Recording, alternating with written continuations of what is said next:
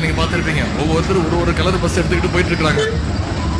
ஒருத்தர் பச்சை colour bus, ஒருத்தர் மஞ்சள் கலர் பஸ்.